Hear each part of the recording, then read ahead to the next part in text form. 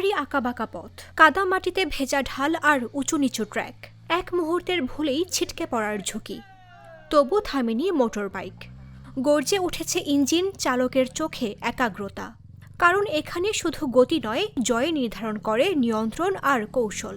এমনই রোমাঞ্চকর দৃশ্যের সাক্ষী হল কুমিল্লা।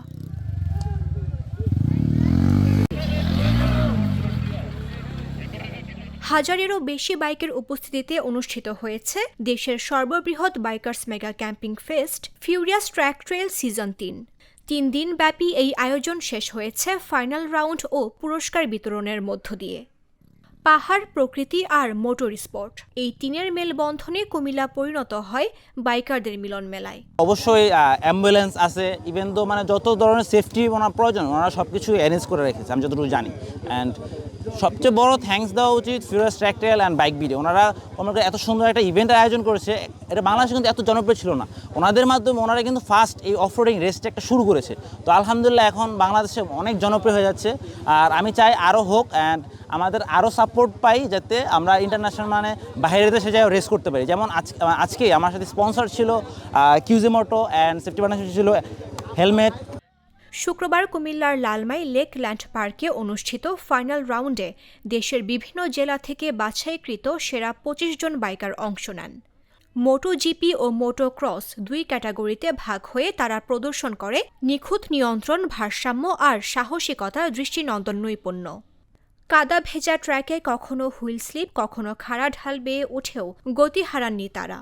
দর্শকদের জন্য ছিল চোখ জুড়ানো মুহূর্ত।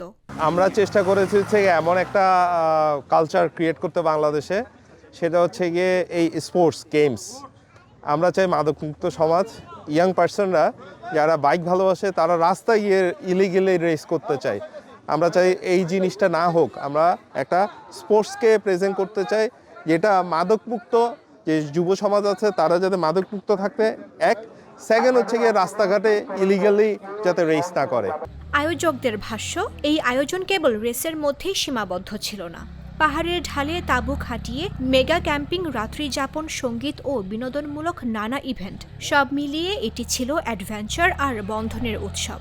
আমরা চেয়েছি একটা সুন্দর কালচার, বাইকিং একটা স্পোর্টস হিসাবে মোটর স্পোর্টস সেগমেন্টে অফরোড রেসিংটাকে চালু করার জন্য আমরা শুরু করেছিলাম, যেটার তৃতীয় আসর আজকে শেষ হলো। তো আমাদের যে ট্র্যাকটা ছিল অলরেডি তো আপনি ঘুরে দেখিয়েছেন, এটা ছিল ট্রিকি, নট রিস্কি, এবং সবাই প্রপার সেফটি মেনটেন করে একটা রুলস এবং রেগুলেশনসের মাধ্যমে তারা এটা শেষ করেছে। সেখান থেকে আমরা বেশ কিছু চ্যাম্পিয়ন পেয়েছি এবং চেষ্টা করব আগামী বছর আরও সুন্দর করে আয়োজন করার।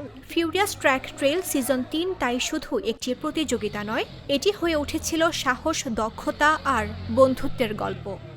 দুর্গম পাহাড়ি পথে বাইকারদের এই নৈপুণ্য প্রমাণ করেছে বাংলাদেশের মোটর স্পোর্ট এখন শুধু রেস নয়, এক পরিপূর্ণ অ্যাডভেঞ্চার। নিউজ ডেস্ক, জাগো নিউজ।